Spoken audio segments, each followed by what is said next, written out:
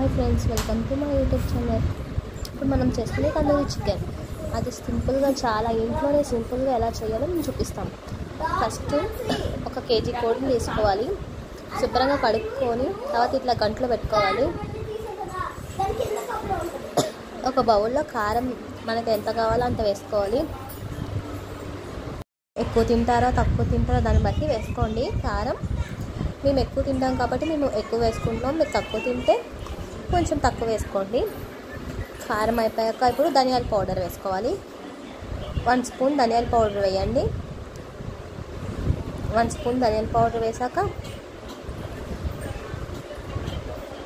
ఇప్పుడు జీరా powder 1 spoon,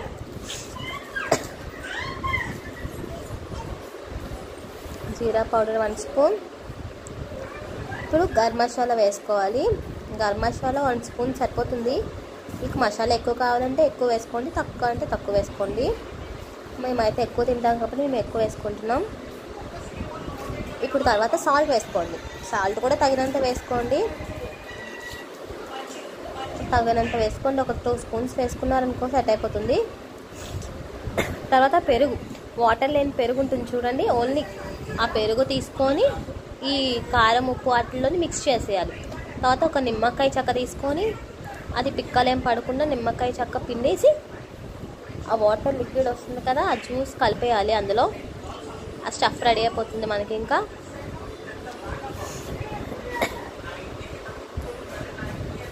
ఎందుకంటే మేము ఒక్క చెక్క వేసుకుంటున్నాం. మీకు పులుపు కావాలనుకుంటే 2 వేసుకోండి. పులుపు వద్దు అనుకునే వాళ్ళు 1 వేసుకోండి.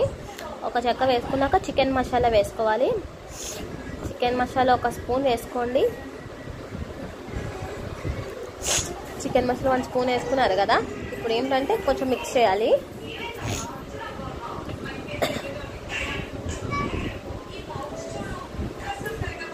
మిక్స్ చేస్తూ ఉన్నాక కొంచెం ఆయిల్ వేసుకోండి. అంటే ఆయిల్ ఎక్కువ వేసుకుంటే కొంచెం చికెన్ మనం ఫ్రై చేస్తాం కాబట్టి తందూరికి బాగా అంటుకుంటుందని మనం ఆయిల్ ఎక్కువ వేసుకొని కలుపుకోవాలి.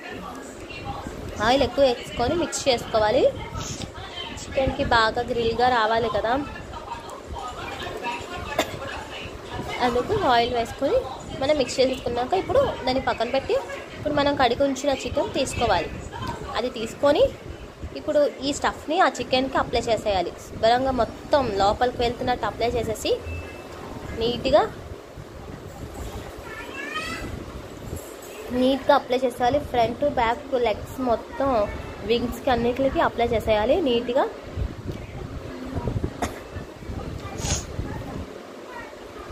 అలా అప్లై చేసుకున్నాక మనం లోపల కూడా కొంచెం స్టఫ్ యాడ్ చేయొచ్చు. యాడ్ చేసి ఇంకా నీట్గా కలుపుకోవాలి.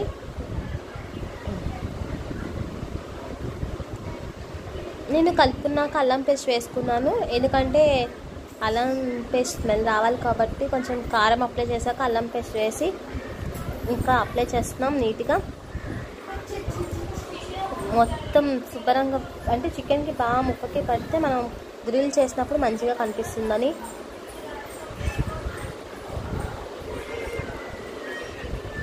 మొత్తం గ్రిల్ చేసేస్తాం కాబట్టి ఇప్పుడు చికెన్ని కొంచెం కారం అది బాగా తిట్టంగా పట్టినట్టే మనం పామాలి.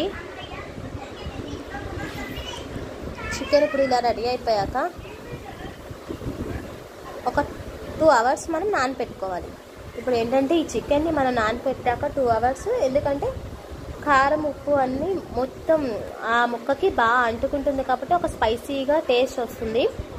ఇప్పుడు మనం ఏం చేస్తామంటే ఇలా స్టఫ్ రెడీ చేసుకుని అప్లై చేసుకున్నాం కదా, దీన్ని ఒక 2 అవర్స్ నానపెట్టామంటే ఇప్పుడు 2 అవర్స్ అయిపోయింది కదా. 2 అవర్స్ అయిపోయిన చికెన్ తీసుకొని మనం ఓవెన్లో కావాలంటే ఓవెన్లో పెట్టుకుంటాం, లేదా స్టవ్ మీద కావాలంటే స్టవ్ మీద పెట్టుకోవచ్చు. నేనైతే ఓవెన్లో పెడుతున్నా, ఈజీగా సింపుల్గా అవుతుందని. ఓవెన్లో పెట్టడానికి అన్నీ రెడీ చేసుకున్నా, ఓవెన్లో పెట్టుకున్నా. టైం కూడా సెట్ చేశాను నేను. ఎవరి ఓవెన్కి అలా టైం డిఫరెంట్ ఉంటుంది. వేడి వేడి తందూరి చికెన్ రెడీ. ఇప్పుడు మనం దాన్ని బయటకు తీసి ఎలా ఉందో టేస్ట్ చేసి చెప్పేద్దాం.